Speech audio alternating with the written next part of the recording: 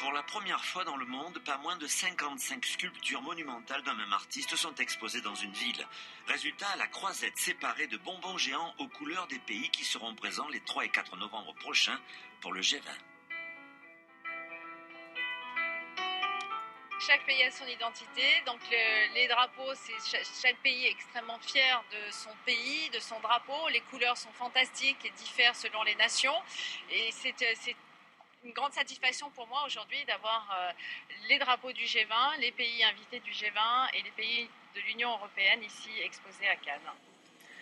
Derrière ces bonbons drapeaux se cache une créatrice absolue. Nourrie à la source du pop art, du nouveau réalisme ou encore de l'école de Nice, Laurence Ginkel, autodidacte qui commença par peindre, a trouvé sa vérité dans l'expression plastique. Je fais déjà tout en croquis et ensuite j'essaie donc en assemblage de pouvoir retranscrire mes émotions au travers les pièces. Donc ça peut être plus ou moins sensuel, plus ou moins violent, c'est des pièces qui sont chacune différentes.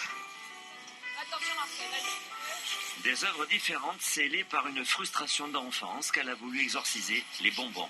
Des bonbons de toutes les couleurs, de toutes les formes, de toutes les dimensions, qui l'ont amené au hasard de son imagination à un autre objet d'art symbolique, l'ADN. En superposant 2 spirales l'une sur l'autre, j'ai eu une révélation.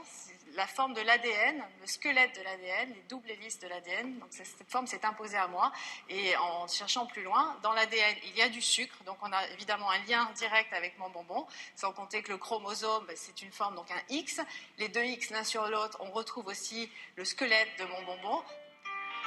L'ADN comme une identité éternelle pour fixer le chemin d'un patrimoine génétique unique. Unique comme chacune des œuvres de l'artiste, unique comme chaque personne, unique comme chaque nation qui viendra à Cannes dans quelques mois.